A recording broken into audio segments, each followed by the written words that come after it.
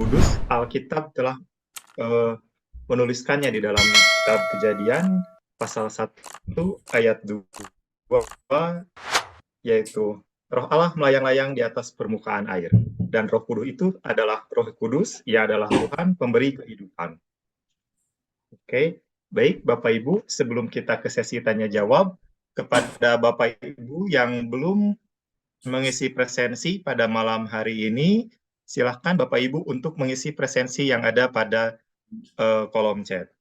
Selanjutnya, ada pengumuman dari komunitas Circles, yaitu misi 2024, menulis buku bersama komunitas Circles Indonesia. Terbuka bagi anggota komunitas Circles Indonesia, tiap penulis berkontribusi menulis satu bab buku, tema besar buku filosofi mencintai kebijaksanaan. Penulis bebas menentukan judul, gaya, dan sudut penulisan sesuai dengan minatnya. Panjang tulisan maksimal 3.000 kata, batas akhir pengumpulan naskah 30 April 2024. Tulisan yang dimuat dalam buku adalah yang terpilih oleh panitia penulisan buku. Koordinator penulisan buku komunitas Circles yaitu Kamelisa. Untuk info dapat menghubungi 08819935614. Oke, kepada sahabat Circle yang ingin bertanya, kita langsung saja kepada Bapak Joko Priyono. Silakan, Pak.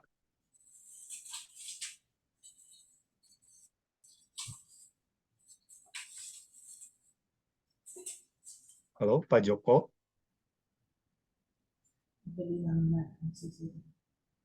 Ya, masih di mute, Pak. Halo, Ya, masih sudah terdengar suara saya? sudah terdengar, Pak. Ya, menarik paparan malam ini. Jadi banyak sekali hal-hal yang dari sebelum perjanjian lama dan menurut saya masih terjadi pada tahun-tahun belakangan ini. Mungkin kalau saya tidak salah, kalau salah ya tolong dibenarkan. Masih munculnya banyak sekali penafsir-penafsir, tapi bukan penafsir lidah ya, tetapi seperti cenayang. Apakah cenayang itu menjadi bagian dari profetes zaman sekarang atau profet zaman sekarang? Ini yang saya menjadi sebuah pertanyaan karena dia pun masih dianggap oleh banyak orang menjadi salah satu penyambung dialog dengan Sang Pencipta. Sehingga kadang-kadang orang berbondong-bondong ke situ menanyakan penyakit, menanyakan rezeki dan sebagainya. Itu adalah paham-paham yang ada di luar kenasranian kita. Itu yang pertama. Kemudian yang kedua, menarik tentang soal pneumatologis tadi. Saya memahami bahwa apa yang Bapak sampaikan bahwa pneumatologi itu bukan suatu bahasa lidah, tetapi adalah bahasa roh atau mungkin bahasa yang lebih bersifat mendalam. Tapi pada kenyataannya orang-orang membangun gereja-gereja ya bahkan tempat ibadah lain itu begitu besar dan begitu megah. Apakah itu mengarah kepada bahasa lidah? Karena pada akhirnya kalau mereka tidak punya bangunan-bangunan ibadah besar seperti itu, mereka seolah-olah kesulitan menjadi sebuah gereja, kesulitan untuk berkomunikasi dengan Allah. Terus kemudian ini menjadi satu pergeseran bahwa dunia sekarang pun kehadiran Bapak dan banyak sekali pastor-pastor lain, pendeta-pendeta lain yang banyak sekali mengupas tentang teologi ya, tetapi menurut saya tidak berhasil merubah pemikiran itu. Kenapa kita tidak kembali ke lapangan, memasang tenda misalnya, kemudian kita berdoa bersama-sama. Itu adalah suatu perwujudan sesungguhnya mengenai pemahaman pneumatologis tadi. Saya kira dua itu pertanyaan dan saya mungkin perlu mendapatkan pemahaman supaya saya tidak sesat. Terima kasih. Selamat Ya, malam. baik. Terima kasih Pak Joko Priyono. Kepada Pak Sigor, silakan Pak untuk ditanggapi. Baik, kalau tadi ditanyakan cenayang segala macam, saya mesti sedikit menjaga dalam menjawab gitu.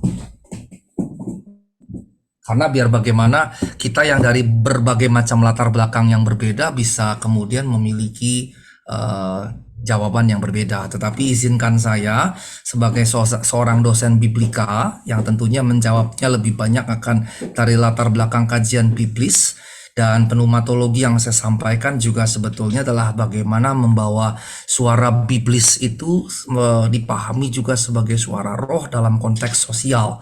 Sementara kalau Cenayang kan misalnya saya datang ke Cenayang, Pak, saya ada mengalami begini, apa yang terjadi ya. Maka dia lebih berfungsi sebagai pemberi informasi oracle yang sifatnya individual personal. Nah, Ibu Bapak, kalau membaca Alkitab memang Allah bersinggungan secara individual dengan kita. Tetapi jauh lebih banyak Allah berbicara justru dalam konteks komunal, kolektif, dan sosial, tanpa mengabaikan bagian-bagian kecil yaitu individu-individu pembentuk itu, tapi dia tidak berfokus terutamanya pada individu-individu. Nah, karenanya saya bergerak lebih jauh nih Pak. Saya mau langsung pada cerita dulu pengalaman dari mahasiswa saya. Saya dosen di STT Jakarta, sekarang STFT Jakarta, dan saya seringkali jadi mentor untuk mahasiswa kami yang praktek lapangan. Nah, satu ketika beberapa tahun yang lalu mahasiswa saya datang setelah praktek terus bercerita, Pak Sigor, di daerah kami di Toraja, saya cerita saja Toraja. Di daerah ini kami ada pendeta yang didatangi oleh jemaat. Kemudian anggota jemaatnya berkata, Pak Pendeta, motor saya hilang. Bapak boleh nggak berdoa pada Tuhan, minta petunjuk Tuhan, motor saya ada di mana, siapa yang curi? Maka Pak Pendetanya kebingungan ditanyain begitu, dia nggak pernah diajarin apapun untuk itu di STT-nya. Maka dia bilang, aduh, saya nggak tahu sama sekali Pak, gimana saya bisa menjawabnya, saya dukun.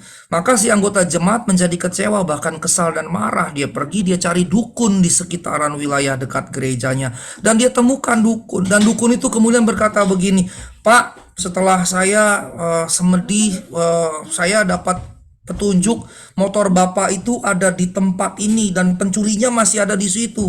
Bapak cepat pergi ke situ. Ini real loh. Ini betul terjadi menurut mahasiswa saya ya. Apakah dia berkata benar itu lain soal, tapi ini dia cerita ke saya seperti itu. Kemudian pergilah si bapak ini masih muda ke situ dan betul menemukan motornya di situ, yang curi juga masih ada di situ. Maka kemudian si anggota jemaat berkata begini, pendeta saya tidak sakti, kalah sakti dengan dukun di situ. Tapi ada cerita yang kedua Pak, ini mahasiswa yang lain yang bercerita, papanya pendeta. Satu ketika ada anak yang kesurupan, kerasukan setan begitu, menurut pengakuan orang tuanya, di kampung di Tapanuli. Kemudian dukun sudah dipanggil nih beberapa gitu. Kemudian dukun membaca segala macam mantra, segala macam. Si anak tetap kerasukan setan, nggak bisa berbuat apa-apa, dipanggillah pendeta. Si pendetanya kemudian melihat anak itu dan cuma berkata, Nak, kamu mau makan? Itu bisa tiba jadi sadar dan bilang, iya Pak Pendeta saya mau makan. Dikasih makan dia. Maka kemudian dukun-dukun yang datang berkata, Pak Pendeta Anda lebih sakti dari saya. Lihat ya Pak, Bu, dua cerita yang konteksnya kurang lebih sama, tapi berbeda keadaannya. Yang di Toraja, si dukun mampu menunjukkan di mana letak motornya, sehingga kemudian pendeta yang tidak bisa menunjukkannya dianggap tidak sakti. Sementara di konteks Tapanuli, dukun 3 orang tidak mampu menangani si anak. Si pendeta cuma bilang mau makan atau tidak, anaknya langsung makan. Pendetanya bahkan diakui oleh dukun itu sebagai lebih sakti. Persoalannya di mana sebetulnya? Menurut saya ada 2. Pertama, di gerejanya sendiri. Yang kedua, di umatnya sendiri. Di gereja tidak mengajarkan dengan baik bahwa yang penting itu bukan hasil tapi proses. Ya, yang penting itu bukan hasil tidak membenarkan proses, tapi proses yang baik akan menghasilkan hasil yang baik. Nah, gereja tidak mengajarkan itu. Dan yang kedua, umat pun dibentuk dalam pemahaman masyarakat bahwa yang penting adalah hasil. Maka siapa yang bisa memberikan hasil yang baik, itu yang sakti. Dan ini salah sebetulnya. Yang di Toraja salahnya di mana? Jemaat tidak diajar berproses, menghadapi, menanggung penderitaan dan melihat makna di balik penderitaan itu. Karenanya jemaat cepat-cepat cari jalan pintas. Dukun bisa memberikannya, datang ke dukun. Mengapa? Karena pendetanya tidak bisa mengajarkan bahwa proses itu penting sekali. Ketika kita kehilangan barang, kita menderita, dan dalam menderita itu apa yang kita mesti lakukan, mengapa kita menderita, dan apa yang mesti kita raih dari situ, pelajaran apa yang kita bisa dapatkan, itu tidak diajarkan. Nah, karenanya saya justru Pak mau membawanya bukan sekedar cenayang bagaimana. Kalau saya ditanya bukan itu yang penting, tapi justru mengajarkan dua tadi, bagaimana gereja mengajar dan bagaimana umat kemudian memiliki pemahaman yang benar. Kira-kira itu untuk yang pertama, Pak. Jadi bukan masalah cenayang bagaimana-bagaimananya, justru yang kita harus ajarkan adalah berproseslah dengan baik karena akan menghasilkan hasil yang baik. Kepada yang kehilangan motor, saya akan berkata, kehilangan motor tidak masalah, berproseslah dengan apa yang engkau derita tadi. Yang lebih penting bukan motor kembali, tapi berproses dari itu. Ini yang hilang sebetulnya, Pak. Itu yang pertama. Nah, yang kedua, Pak, tadi di awal saya sudah katakan bahwa saya berasal dari gereja Pentakosta, justru yang melakukan yang Bapak tadi ceritakan, Pak. Saya berasal dari situ, tapi pendidikan teologi saya sama sekali tidak bersinggungan dengan itu. Jadi saya ada di dua kubu tadi. Kaki saya ada satu di situ, satu di tempat yang lain. Sehingga saya merasakan ketegangan kadang-kadang di antaranya, tapi kemudian saya juga menemukan adanya titik temu di antaranya. Nah, saya tidak ingin berkata bahwa ini lebih baik dari itu, tetapi saya justru mengajak kita, kalau kita katakanlah dari kelompok seperti tadi yang A, tadi yang Bapak sampaikan, atau kelompok B yang tidak menyukai yang A, kita mesti belajar kemudian membuka diri, melihat apa yang kita bisa pelajari dari dia. Sementara kita yang di sini, yang mereka belajar dari kita, juga mesti belajar apa yang saya bisa pelajari dari sana, tanpa harus kemudian bercampur identitas. Apa yang saya bisa raih dari sana, yang justru secara ekumenis bisa menguatkan diri saya. Kalau saya orang Pentakostal, apa yang saya bisa pelajari dari Ortodoks, dari Katolik, dari yang lain-lain, yang memperkuat identitas saya tanpa harus menegasi identitas orang yang berbeda. Sebaliknya juga dengan kita yang ada di sini, bagaimana kita belajar dari mereka untuk kemudian memperkuat identitas kita tanpa menegasi identitas orang tersebut. Justru itu yang menurut saya dapatkan ketika saya menggali hermeneutika pneumatologis itu. Mengapa? Karena roh itu tidak memecah. Roh itu justru menyatukan. Roh tidak mematikan, tidak membunuh. Roh justru menghidupkan. Roh menghasilkan persaudaraan, bukan permusuhan. Maka itu justru yang harus digeluti. Itu yang saya dapat, Pak, dari pembelajaran hermeneutika pneumatologis itu. Karenanya saya makin terbuka. Dan seharusnya itu yang kita bisa dapatkan. Kira-kira jawaban saya seperti itu, Pak Joko. Terima kasih. Ya, terima kasih, Pak. Terima kasih. Oke, baik. Kepada sahabat circle yang lain, apabila ada yang ingin didiskusikan dengan narasumber kita, Pak Sigor, silakan untuk raise hand.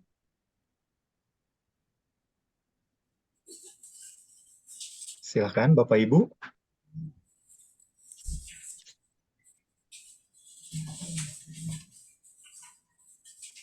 Saya, Pak. Oh ya, silakan, Pak Muhammad Wijaya. Iya, terima kasih Pak moderator dan Pak Sigor. Saya mau bertanya kembali soal Ayub tadi, Pak. Kurang jelas tadi saya mengerti. Itu aja pertanyaan saya. Terima kasih, Pak.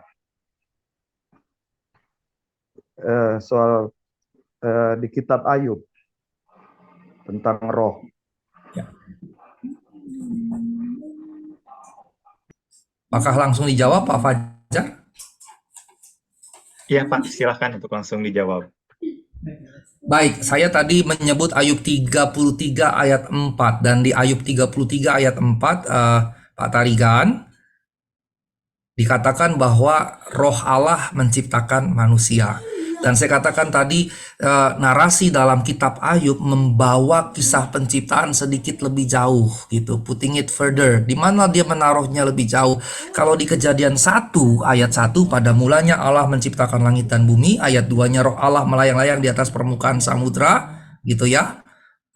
Kemudian ayat 3-nya Allah berfirman, jadilah maka jadi. Maka dalam kisah narasi penciptaan Kejadian 1 yang menciptakan, walaupun ayat 2-nya roh Allah melayang-layang, yang nanti minggu depan saya jelaskan maksudnya, itu luar biasa, pesan itu luar biasa. Tapi kemudian ayat 3 dan seterusnya, Kejadian selalu berkata Allah yang menciptakan. Tentunya dalam konsep pemahaman Yahudi yang unitarian gitu ya, hanya ada satu Allah esa, betul-betul esa, beda dengan kekristenan yang Allah esa itu tapi tritunggal. Maka kemudian penekanan Allah mencipta, Allah berfirman, Allah mencipta, Allah berfirman menjadi masuk akal sebetulnya. Tapi menjadi unik dalam konsep yang unitarian tadi, Allah yang esa tadi, ayat 2-nya menyebut roh Allah melayang-layang, tapi tidak disebutkan lagi lebih jauh dari itu. Nah, Ayub bergerak lebih jauh, Pak. Ayub 33 ayat 4 berkata bahwa bukan dalam pengertian hanya Allah mencipta, tapi roh Allah menciptakan manusia. Nah, yang kemudian dalam bagian-bagian yang lain dikatakan bahwa roh manusia berasal dari roh Allah.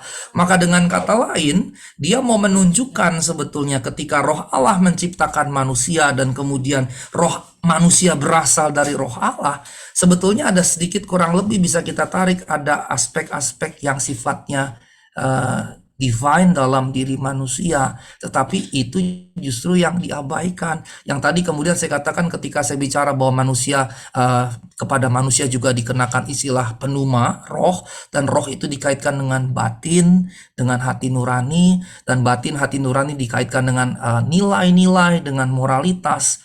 Pertanyaan saya kemudian kepada kita dan kepada dunia di sekitar kita di negeri ini, apakah itu masih berperanan? Atau sekarang sudah jadi terbalik, yang benar jadi salah, yang jadi salah jadi benar. Aturan hukum misalnya kita bisa ubah sesuka kita demi kepentingan-kepentingan kita dengan kekuasaan-kekuasaan kita. Nah, kalau saya balik lagi ke proses awal, ketika roh itu menciptakan manusia, roh Allah mencipta manusia, dan salah satu wujud konkretnya roh kita berasal dari roh Dia, berarti nilai kita juga harus berkaitan dengan nilainya. Maka dari segi ini, maka kalau penekanan aspek pneumatologis berarti penekanan pada kesadaran aspek-aspek batiniah, lebih konkret kesadaran pada aspek-aspek nilai dan moral. Ini kaitannya, Pak, gitu. Yang di Kejadian 1 cuma dikatakan Allah mencipta manusia, udah beres gitu. Tapi Ayub bilang roh Allah menciptakan manusia. Dan roh Allah menciptakan manusia. Manusia yang diciptakan itu memiliki roh. Dan roh itu berasal dari roh Allah itu. Jadi dua sisi ini menjadikannya menarik ketika kita bawa dalam konteks kehidupan sosial kita. Maka aspek pneumatologis yang sangat nyata dari kehidupan kita adalah aspek spiritual, aspek pneumatologis diri kita yang saya sebut tadi, batin, hati nurani, konsientia, consciousness, conscience, dan seterusnya tadi. Jadi korelasinya di situ kira-kira, Pak Tarigan. Semoga dimengerti. Ya, terima kasih Pak. Sama-sama, Pak. Ya. Oke, baik. Terima kasih Pak Tarigan. Untuk selanjutnya kita ke Pak Agus Sartono. Silakan Pak Agus. Ya, bentar. Ya, terima kasih kesempatannya.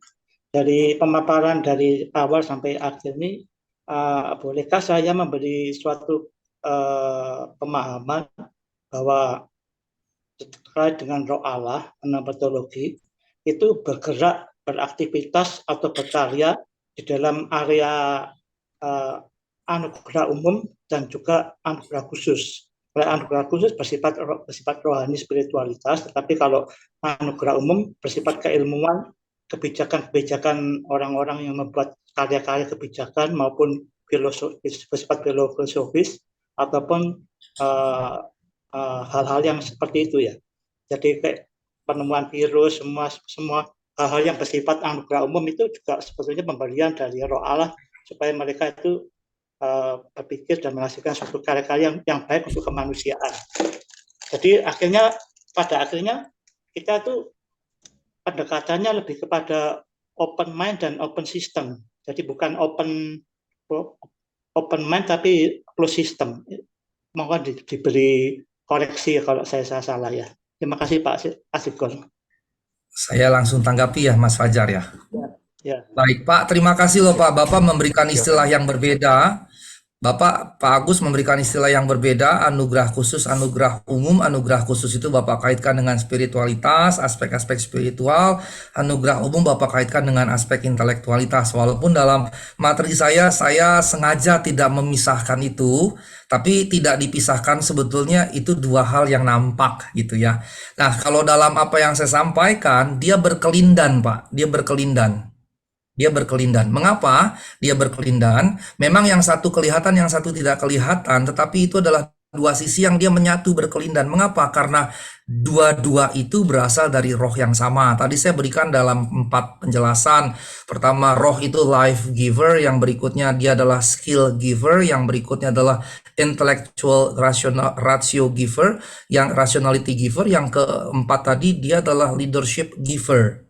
Saya bedakan dia dengan skill, karena skill semua orang punya, tapi leadership dia tidak punya, tidak dimiliki oleh semua orang. Sehingga kalau yang Bapak jelaskan tadi, dia berarti ada yang spiritual, ada yang non spiritual atau intelektual. Tapi kalau saya pecahnya jadi 4, tetapi intinya kedua-duanya kalau dalam pembagian Bapak, saya terima kasih karena mungkin juga nanti saya bikin penjelasan dalam pembagian yang Bapak sebutkan tadi.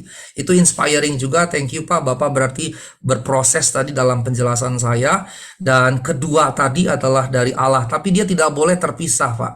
Dia tidak boleh terpisah. Dia harus menyatu. Karena intelektualitas tanpa spiritualitas itu bisa menghancurkan.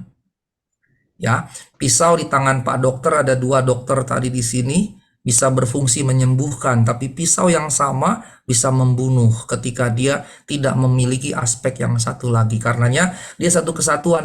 Dan sebagai ciptaan Allah, kita mengakui bahwa keduanya adalah berasal dari roh tadi.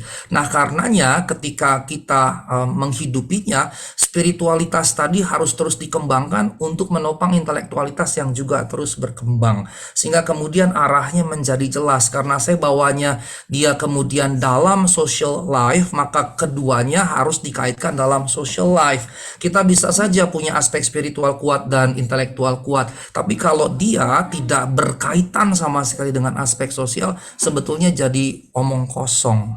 Maka indikator identifier lebih tepatnya, bukan indicator tapi identifiernya ketika dia digunakan dalam menjawab pergumulan sosial kemasyarakatan. Kira-kira begitu respon saya untuk Pak Agus. Sekali lagi terima kasih Bapak berproses dengan apa yang saya sampaikan, malah memberikan inspirasi untuk membelahnya menjadi 2. Terima kasih Pak. Terima kasih Pak Sil, terima kasih. Oke, baik. Terima kasih Pak Agus. Kita ke penanya berikutnya, yaitu Bapak Semi. Kami persilahkan, Pak. Selamat malam Pak Sigos Tanggang, terima kasih untuk penjelasannya.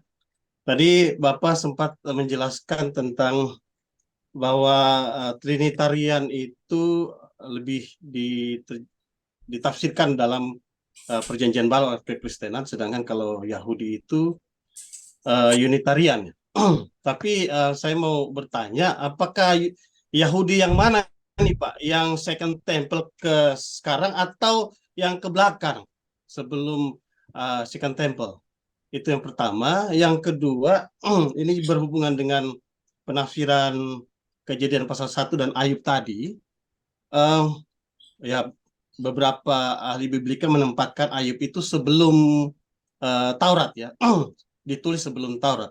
Karena memang indikasi bahwa Ayub itu ditulis setelah Taurat itu kayaknya tidak ada, karena tidak ada berhubungan menyebutkan tentang hukum-hukum Tuhan.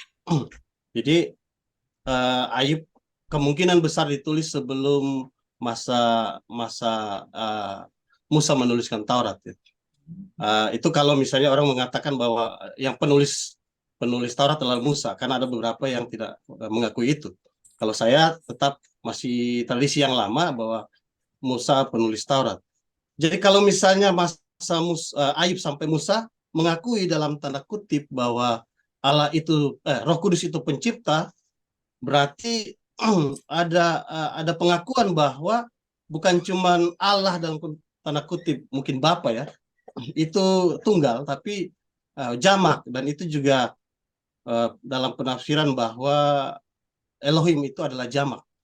Jadi sebenarnya sudah pengakuan bahwa sebelum masa Yahudi antara Ayub sampai Musa itu berarti sudah ada pengakuan kejamakan Allah di situ. Dan juga penafsiran bahwa Kejadian 1 ayat 26 dan 27, baiklah kita, itu ada beberapa penafsiran, kan ada yang mengatakan itu ucapan untuk divine council, tapi kalau saya cara pribadi lebih condong kepada Trinitarian.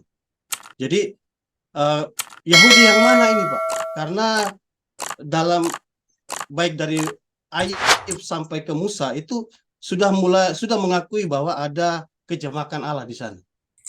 Itu ya, Pak. Terima kasih, pertanyaannya seperti itu. Ya, silakan Pak Sigor. Ya, baik. Terima kasih Pak untuk apa yang ditanyakan. Memang jadi persoalan terkait dengan ini. Saya bisa membaca bahwa Bapak Semi ini ada dalam posisi yang memahami Ayub itu ditulis sebelum Musa. Ya, saya melihat Bapak ada dalam posisi teologis itu, teologis dalam konteks biblika begitu ya Pak ya. Tetapi persoalannya adalah begini. Penanggalan Ayub itu tidak hanya satu. Penanggalan Ayub itu ada dalam beberapa posisi. Bapak salah satu yang katakanlah yang ya konservatif begitu ya. Tetapi ada juga yang memahami bahwa dia tidak ditulis setua itu. Ada yang memahami misalnya dia ditulis di abad ke-7 sebelum Masehi. Ada yang memahami dia ditulis sebelum sekitaran abad 4 sebelum Masehi. Kalau sebelum Musa, maka itu bisa sampai 10 abad bahkan lebih gitu. Itu yang pertama, Pak. Jadi karenanya pendekatannya akan sangat bergantung Bapak ada di posisi di mana. Nah, kalau kayak begitu kita tidak bisa mengeneralisir bahwa satu yang benar yang lain keliru, tinggal tergantung dari mana. Yang kedua, sekalipun kita ada posisi pada sebelum Musa, berarti sebelum Taurat, kemudian abad ke-7 atau abad ke-4 gitu ya, salah satu dari dating tadi, maka satu hal yang semuanya disepakati oleh semua ahli biblika, yaitu bahwa Ayub itu bukan ditulis oleh orang Yahudi. Ya, bukan ditulis oleh orang Yahudi. Dan penyebutan tidak adanya istilah Taurat sebetulnya juga jadi indikator. Kalau Bapak tahu sebelum Musa, Abraham sudah menyebut Taurat. Allah sendiri dalam kitab Musa, salah satu kitab Musa mengatakan bahwa Yahweh mengatakan bahwa Abraham menaati hukum ketetapan perintah Allah. Dan salah satu di situ hukum nomos dalam Septuaginta, Torah dalam Ibrani itu disebutkan digunakan di situ. Sementara Torah itu secara legal baru ada di Musa. Pertanyaannya kalau gitu, hukum atau Torah yang mana yang dimaksudkan oleh Allah dilakukan oleh Abraham padahal baru diberikan beberapa abad kemudian, kurang lebih ya 4 abad, 4,5 abad setelah Abraham, begitu dari mana? Nah, karenanya juga ketika kita melihat bahwa kepada Abraham Yahweh menyatakan bahwa Musa menaati Taurat, maka tentunya bukan Taurat yang dimaksudkan oleh Musa. Yang pertama. Yang kedua, penafsir yang lain berkata bahwa itulah cara pandang orang Yahudi kemudian ketika flashback melihat Abraham. Dalam perspektif Yahudi kemudian Abraham dipahami sebagai sosok yang bahkan sebelum Taurat ada sudah menaatinya karena tuntunan Allah tadi. Jadi ada pendekatan-pendekatan yang berbeda, dan bagi saya selama dia adalah pendekatan yang sifatnya minor, perbedaan yang minor, bagi saya tidak harus memaksakan si A atau si B, pandangan si A atau si B yang tepat. Bagi saya ini jadinya opsi begitu ya, bagi saya ini adalah opsi, dan menyatakan mana yang tepat itu tidak signifikan gitu, tidak signifikan karena itu adalah opsi yang pertama minor, yang kedua dasar untuk menyatakan ini benar itu salahnya pun tidak betul-betul kuat begitu. Nah, karenanya kemudian ketika Bapak berkata bahwa Elohim karenanya jamak, justru tidak, karena Ulangan 6 ayat 4 misalnya, Yahweh Elohim, Yahweh Echad. Ya, Yahweh adalah Allah, kan Shema Yisrael, Yahweh Elohim, Yahweh Echad. Yahweh adalah Allah Elohim, memang akhirannya im, tapi dikatakan Yahweh Echad, satu Pak, dan itu di Bilangan dan itu di surat Musa ya, di Ulangan, dan itu Musa yang menulis, jadi di belakang, di awal sekali. Karenanya mau dia pre-exilik atau post-exilik, konsep Yahudi tentang Allah adalah ketunggalan tadi. Memang ada banyak orang Kristen yang menggunakan ayat-ayat perjanjian lama yang menunjukkan kejamakan Allah, seakan-akan berarti itu menunjukkan Allah jamak. dan karenanya mendukung konsep Tritunggal. Dan menurut saya menjadi kurang pas. Saya lebih melihatnya sebagai perjanjian lama berada dalam penyingkapan Allah yang belum lengkap, bukan Allahnya yang belum lengkap, tapi Allah menyingkapkannya belum secara lengkap. Lengkapnya kapan? Inkarnasi Allah dalam Kristus yang menampakkan selengkap-lengkapnya Allah Tritunggal tadi. Saya sebagai penafsir tidak akan mencari-cari ayat untuk mendukung bahwa Tritunggal pun sudah ada di perjanjian lama, karena yang dinyatakan oleh Allah itulah yang bisa kita pahami gitu, tanpa perlu harus kita paksakan bahwa Tritunggal sudah ada di perjanjian lama. Nah, catatan saya ketiga untuk kita semua, ketika kita menyebut Allah itu jamak, kita juga mesti hati-hati, karena kalau jamak berarti bukan satu. Kekristenan tetap meyakini Allah itu satu, bukan banyak, bukan jamak begitu ya. Tetapi kemudiannya Allah yang satu itu dalam pengakuan kekristenan yang ortodoks misalnya bahwa Kristus dan Roh Kudus adalah two hands of God, two hands of one God. Itu yang dipahami begitu ya. Karenanya misalnya di dalam pengakuan iman baik dari Katolik maupun dari ortodoks yang kita ambil, maka keduanya berasal dari Allah. Bedanya adalah kalau dalam ortodoks Roh dan Kristus keluar berasal dari Allah. Dalam gereja barat Kristus keluar dari Bapa, kemudian Roh keluar dari Bapa dan dari Anak. Tapi intinya itu adalah Tritunggal yang satu tadi, bukan jamak. Itu ya. Ini sekedar tambahan catatan pada Bapak dan kita semua. Terima kasih Pak. Selamat malam. Terima kasih, Ya, Pak. silakan Pasni. Oke. Kepada Bapak Ibu yang lain, jika ada yang masih ingin ditanyakan, kami persilahkan.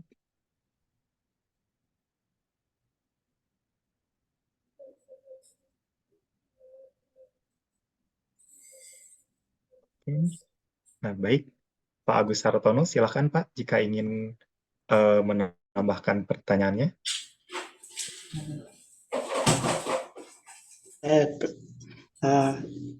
Mohon pertolongan Pak Sigor, itu kan ada metodologi pemikiran, satunya analytical, satunya itu apa lupa saya juga gitu, yang lebih banyak menghasilkan sistematik teologi, tapi kalau analytical lebih pada detail, pada biblical. Itu kira-kira sebetulnya kan kedua metodologi pemikiran itu kan saling melengkapi sebetulnya ya. Tidak bermusuhan dan pengertian. Dan satunya menyalahkan, kamu hanya menghasilkan sistematik teologi, tapi kamu tidak punya kedetailan secara biblical gitu. Pak, mohon diberi pengetahuan saya mengenai itu, Pak. Terima kasih, Pak. Ya Pak, sebetulnya juga bukan hanya yang dua tadi tuh Mas Dimas taruh di chat, Continental, Analytical gitu ya. Continental itu sebetulnya lebih kepada yang berkembang di Eropa begitu ya. Nah, sebetulnya dia tidak harus dipertentangkan, tapi bukan hanya dua itu sih Pak sebetulnya, tetapi misalnya konsep trinitarian, konsep kristologis, kemudian konsep pneumatologis itu juga tidak perlu dipertentangkan. Kemudian penekanan pada detail dengan pembacaan pada yang menyeluruh global juga tidak perlu dipertentangkan. Dalam hermeneutika tetapi Pak, dalam hermeneutika yang saya ajarkan, maka saya misalnya mengajak mahasiswa untuk jadi semacam apa ya, bird eye ya, mata burung gitu ya, bird eye. Kalau terbang di atas gitu tinggi, kemudian lihat hutan, maka lihatlah secara keseluruhan. Maka saya pertama-tama akan mengajak mahasiswa saya untuk menafsir Alkitab yang sebetulnya juga bisa digunakan menafsir apapun, karena saya mengajar kelas hermeneutika di STFT Jakarta, baik yang kelas untuk semester 2 maupun kemudian teori dan praksis biblis untuk yang semester 6, 7 begitu, untuk kemudian skripsi, dan juga untuk S2, S3 begitu. Saya minta mereka juga untuk ikut untuk mendalaminya. Jadi salah satu yang paling dasar saya minta untuk jadi bird eye. Jadi melihatnya dari atas, melihatnya secara keseluruhan. Misalnya kalau kita melihat teks Alkitab, maka melihatnya secara keseluruhan atau canonical. Makanya juga dalam dunia biblika ada yang disebut sebagai canonical interpretation begitu ya.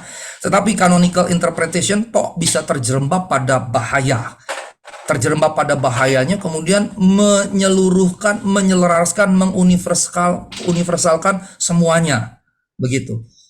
Seakan-akan ketika satu teks bicara tentang satu topik, di teks yang lain bicara topik ini korelatif melulu gitu. Tidak Tidak bisa seperti itu. Makanya saya bawa yang kedua, yang Bapak tadi istilahkan dengan detail. Maka saya kemudian membawa mahasiswa saya ketika menafsir, saya katakan seringkali gini, pay attention to every detail. Bahkan termasuk koma, Pak. Termasuk koma. Menjadi penting. Kemarin misalnya 2 minggu yang lalu, dalam penjelasan baik di kelas maupun di gereja yang saya sampaikan, ketika kita baca Efesus 5 ayat 21 dengan Efesus 5 ayat 22, kalau membacanya sebagai titik, itu akan menghasilkan pembacaan yang berbeda kalau koma. LAI menerjemahkannya sebagai titik di ayat 21 titik, baru kemudian ayat 22 sebagai kalimat yang baru. Kalimat yang barunya adalah, hai istri tunduklah kepada suami. Nah, kalau pembacaan itu kan berarti itu hukum mutlak, istri harus tunduk pada suami. Ternyata ketika saya membaca teks asli dan teks asli yang paling kuno, ayat 21 itu bukan titik tapi koma. Dan kalimat di 21-nya, hendaklah kalian dalam hidup bersama saling merendahkan diri satu dengan yang lain, koma, istri kepada suami seperti jemaat kepada Kristus. Berarti dengan kata lain itu menggambarkan ketertundukan satu dengan yang lain, baru digambarkan istri seperti apa, kemudian suami seperti apa. Maka ketika membacanya dengan titik akan jadi berbeda dengan membacanya dengan pakai koma. Ini contoh saja Pak, pada detail itu penting. Karenanya dalam kuliah hermeneutika saya selalu katakan pay attention to every detail, even one single comma, karena itu bisa memberikan makna yang berbeda. Jadi itu tadi, 2 itu saya setuju. Dia sebagai bird eye, melihat secara keseluruhan. Ini juga bisa digunakan sebetulnya dalam fenomena sosial, Pak. Lihatlah secara keseluruhan, baru kemudian setiap detailnya. Ini justru bukan mempertentangkannya, tetapi justru memperlengkapi sehingga kita punya gambaran yang luas. Contoh kedua, saya ingin contohkan sebagai gambaran kedua, tapi yang terakhir. Dalam tafsir Synoptic Gospels misalnya Pak, Injil-Injil Sinoptik, maka misalnya saya menjelaskan dalam konteks Markan Priority, prioritas Markus dengan two source theory, bahwa Markus Injil tertua, Markus itu menggunakan Matius menggunakan Markus, Lukas menggunakan Markus, Yohanes Injil yang terpisah. Nah, kemudian Markus udah jadi Injil tertua yang digunakan kedua Matius dan Lukas. Matius Lukas punya sumber yang lain yang disebut dengan sumber Q, hypothetically speaking, sehingga dia punya 2 sumber. Maka waktu membaca narasi Yesus, maka saya katakan begini, ketika satu teks di Matius itu juga ada di Lukas, ada di Matius, di Markus, maka pertama bacalah Matius, yang kedua bacalah ketiganya, yang ketiga bacalah apa yang dimaksudkan Markus, apa yang dimaksudkan Matius, supaya kita mengerti bagaimana teks yang serupa digunakan dalam kepentingan Matius, teks yang serupa digunakan dalam kepentingan Lukas, teks serupa digunakan dalam kepentingan Markus, dalam kepentingan yang berbeda-beda, begitu. Dan ini akan menghasilkan gambaran yang luas, tapi juga detailnya penting. Contoh yang paling sederhana dari itu adalah Markus 6 ayat 3 yang mengatakan Yesus adalah tukang kayu, sementara Matius 15 ayat 54-15 Yesus anak tukang kayu. Bagi sebagian orang ini bertentangan. Tidak, itu tidak bertentangan. Itu justru menunjukkan proses waktu. Sebelumnya kecilnya dia tukang kayu, anak tukang kayu, karena Yusuf tukang kayu. Setelah dia dewasa, dia jadi tukang kayu, menggantikan profesi papanya. Itu gambaran tadi, put attention on every detail, sekaligus see a whole from a bird eye view. Jadi bird eye view itu. Kira-kira begitu ya Pak Agus ya. Justru memang benar sekali dua-duanya harus digunakan, bukan untuk dipertentangkan, tapi saling melengkapi. Terima kasih Pak. Maaf terakhir Pak, maksudnya terkait dengan sumbangsih naratif teologi itu sejauh mana Pak? Jadi kan seluruh Alkitab itu persentasenya kan lebih besar ke narasi. Jadi bagaimana kita menghidupi narasi itu betul-betul detail dan akhirnya kita mendapatkan sesuatu message yang utama gitu ya. Kalau kita hanya sifatnya doktrinal, akhirnya kita tidak dapat apa-apa. Gitu. Mohon penjelasannya Pak. Ya Pak, saya bukan teolog sistematik, saya bukan teolog konstruktif, saya adalah teolog biblika, saya adalah biblikus Pak. Jadi justru memang saya selalu mendorong mahasiswa saya untuk tidak membaca Alkitab secara doktrinal. Sebisa mungkin, walaupun nggak mungkin bisa 100%, sebisa mungkin singkirkan dulu konsep doktrinal kita waktu kita baca Alkitab, karena sangat mungkin konsep doktrinal kita akan justru berbeda dengan apa yang Alkitab sampaikan. Tidak harus bertentangan, tapi bisa berbeda. Karenanya yang pertama singkirkan dulu Pak konsep doktrinalnya, yang kemudian yang kedua carilah makna tiap kata.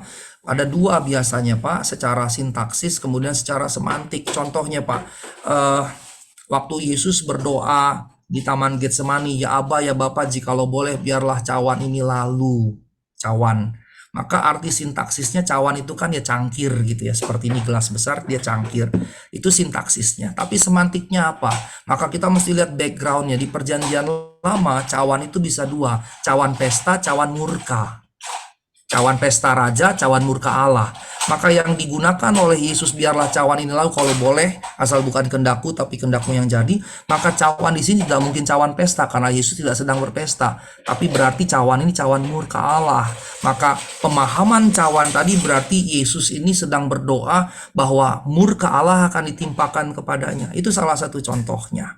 Kira-kira begitu Pak. Jadi memang every detail harus diperhatikan, tapi Bapak harus cari makna dari setiap detail itu, baik sintaksisnya, arti kata itu, kemudian semantiknya, makna kata itu dalam teks. Nah tentunya kita memang harus sering belajar, baca, bertanya juga, supaya setiap detailnya kita bisa mendapatkan sesuatu. Dan yang terakhir sesuai dengan tema Pak, hermeneutika pneumatologis, biarkan perkataan Alkitab yang diyakini sebagai kitab suci, yang diyakini sebagai theopneustos, 2 Timotius 3 ayat 16, dinafaskan oleh Allah, biarlah dia kemudian juga berbicara. Karena biar bagaimana dengan memahami bahwa kitab suci 2 Timotius 3 ayat 16 diilhamkan atau dinafaskan oleh Allah, pasti dia berkuasa untuk menyampaikan pesannya kepada Bapak, kepada kita semua. Tetapi saya mau tarik lagi, pembacaan yang pneumatologis tadi tidak berarti menjadi subjektif dan tidak objektif, kemudian tidak metodologis, tidak, tetap harus objektif dan metodologis. Karenanya memang tidak bisa tidak belajar. Dan saya berharap Circle Indonesia ini bisa memfasilitasi bagaimana kita belajar membaca Alkitab dengan baik dan benar. Begitu ya Pak Agus ya. Terima kasih. Terima kasih, Pak. Oke, baik. Kepada Bapak Ibu yang lain, apabila masih ada yang ingin didiskusikan, kami persilakan.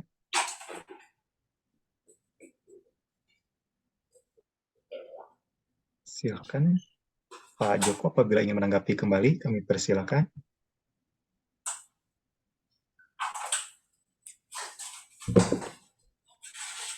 Terima kasih. Jadi karena ada keterkaitan dengan hermeneutika tadi, jadi saya ingin menyampaikan bahwa mudah-mudahan tidak menjadi salah persepsi dengan pengertian saya. Saya tidak mengatakan bahwa dukun ini menjadi lebih sakti atau pendeta ini menjadi lebih sakti. Substansinya bukan itu. Tapi yang saya maksud adalah profetes dan profet tadi itu bisa terjadi di dalam dunia sekarang ini apabila manusia-manusia memang seolah-olah menjadi alat komunikasi dengan Tuhan, seolah-olah seperti itu. Ya, tetapi saya pun tidak punya keyakinan, saya pun tidak mengatakan itu benar, tidak. Jadi kebetulan saya juga sering melihat seperti ada salah satu sekarang punya istilah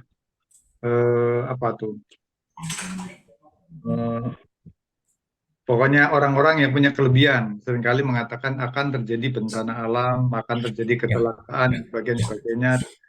Pernyataan-pernyataan itu benar, seolah-olah apa yang dia lihat itu memang tidak ditanya seperti mahasiswa yang sedang kehilangan motor, tapi memang dia sendiri yang menyampaikan pesan-pesan itu. Nah, yang ingin saya sampaikan adalah apakah kalau dulu dikatakan profetes, profet, apakah orang-orang seperti ini juga kalau zaman dulu disebut hal yang sama? Nah, maksudnya adalah itu. Jadi saya tidak mengambil suatu substansi keterkaitan bahwa siapa yang lebih sakti, siapa yang kuat, bukan itu. Tetapi apakah manusia-manusia seperti itu masih ada di zaman sekarang? Di luar pemahaman satu religi apapun. Saya ingin menyampaikan itu aja, Pak. Terima kasih. Baik, terima kasih. Tadi waktu saya sampaikan sakti atau tidak sakti sebetulnya bukan pada kesaktian ya, justru Pak, pada bahwa proses. Seringkali Pak, kita orang Indonesia datang ke dukun karena kita mau shortcut kan ya Pak, betul ya? Karena kita maunya cepet gitu ya. Nah karenanya justru poin pentingnya adalah don't take the shortcut, karena kita akan kehilangan proses, dan proses itu yang mendewasakan kita. Terlepas apapun agama kita Pak, Apapun agama kita, pasti proses itu mendewasakan kita. Nah, ketika kita bawa kepada pertanyaan, terus bagaimana kalau ada orang? Nah, justru ini Pak, yang mau saya sampaikan dalam materi ini sampai minggu kedua, minggu ketiga tadi, bahwa sebetulnya Roh Allah itu berkarya mencipta. Ya, ada 3 bagian nih Pak. Kalau bicara dalam sejarah manusia, sejarah kehidupan manusia, atau ya kadang-kadang disebut juga sejarah keselamatan gitu ya, Heilsgeschichte, salvation history. Dalam sejarah manusia dari dunia diciptakan sampai nanti Pak, Roh Allah itu punya 3 fungsi. Pertama, dia pencipta, yang kedua dia pemelihara, yang ketiga dia pembaharu. Nah, kalau dipahami sebagai pencipta, pemelihara, pembaharu dari awal dalam proses sampai akhir, maka tidak bisa tidak di sekarang pun Roh Allah pasti bekerja tetap. Hanya kemudian yang jadi persoalan adalah zaman dahulu kala orang-orang dengan tingkat intelektualitas pada saat itu sangat-sangat memerlukan kehadiran itu. Di sisi yang lain, aspek-aspek yang intelektual, dokter, insinyur, dan yang lain-lain begitu, itu hampir-hampir tidak ada. Dengan dunia modern, dengan banyaknya itu ada, manusia cenderung kemudian sepenuhnya bergantung pada itu. Tetapi sebetulnya dengan apa yang saya mau jabarkan, saya mau membawa gini nanti di pertemuan kedua dan ketiga, mari coba lihat dalam konteks sosial bagaimana Roh Allah itu berbicara dan berkarya. Dan karenanya bagaimana kita melibatkan diri kita supaya kemudian dalam Roh Allah berbicara dan berkarya, kita juga terlibat. Yang berarti Pak, pada satu sisi sangat mungkin tetap ada orang-orang yang kepadanya Roh Allah secara khusus pakai. Pada sisi yang lain, Roh Allah bekerja dengan semua umatnya. Sehingga berarti semua manusia mesti kemudian membaca dalam tanda kutip. Sampai Yesus kan bilang, kalau mau hujan engkau bisa baca awan, tapi kok kedatangan Mesias engkau tidak bisa tahu. Maksudnya seharusnya engkau harusnya tahu. Maksudnya dengan kata lain, seharusnya dengan pendekatan hermeneutika dan secara khusus hermeneutika pneumatologis, kita bisa secara umum melihat bagaimana seharusnya kita berkarya dalam Roh Allah yang berkarya tadi, mengambil bagian. Tapi pada sisi yang lain, bahwa roh itu juga masih mungkin dan masih bisa menggunakan orang-orang tertentu. Nah, karenanya kita mesti masuk dalam konteks konkretnya, Pak. Kalau saya berkata, menurut saya mungkin saja, mengapa tidak mungkin, tetapi kemudian pada sisi yang lain tetap harus diuji objektivitasnya. Nah, kalau kita bawa ke perjanjian baru, nubuat Nabi menjadi benar kalau yang dinubuatkan terjadi. Nah, karenanya ketika seorang bilang akan terjadi begini, maka dia harus dibuktikan. Tapi di sisi yang lain, batu ujinya adalah dia sebetulnya harus spesifik, Pak. Kalau dia bilang akan jadi bencana, itu terlalu general. Dan salah satu dalam tanda kutip dosa sebagian yang melakukan itu adalah menyampaikannya secara general. Televangelis misalnya Pak, yang di TV-TV itu dihadiri, disaksikan misalnya 10.000, 20.000, 200.000 orang. Terus dia berkata, ada orang yang di sini sakit kanker. Dari 200.000 audiensnya nggak mungkin nggak ada yang sakit kanker, ya kan? Dengan generalisasi itu kan dia melakukan itu orang, oh hebat, kebetulan ada yang sakit kanker dan butuh sekali secara psikologis dan spiritual untuk dikuatkan. Oh ini saya, padahal itu kan sebetulnya sifatnya generalisasi. Sangat bisa Pak. KKR dihadiri 5.000, 10.000 orang, gak usah segitu.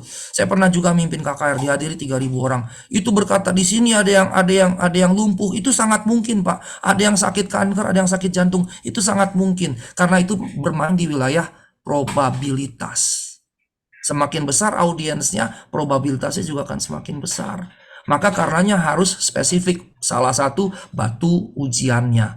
Dengan kata lain, konklusinya, kalau bicara memungkinkan dari materi yang saya sampaikan dan dari kisah Alkitab yang diceritakan, itu mungkin saja jikalau konsepnya Roh Allah pencipta, pemelihara itu berarti zaman sekarang, pembaharu itu nanti langit baru bumi baru. Kalau dia dalam penciptaan, dalam pemeliharaan, dalam pembaruan alam semesta loh, bukan cuma kita manusia, alam semesta, dia hadir dan dia tetap berkarya, itu mungkin. Tapi kemungkinan itu tetap harus diuji dengan batu uji objektivitas. Saya menghadirkan 2, teman-teman bisa menghadirkan beberapa lagi yang lain untuk mengujinya. Jadi kira-kira jawaban saya seperti itu Pak. Itu ya Pak. Terima kasih. Ya, Tuhan berkati. Oke, baik. Terima kasih Bapak Ibu.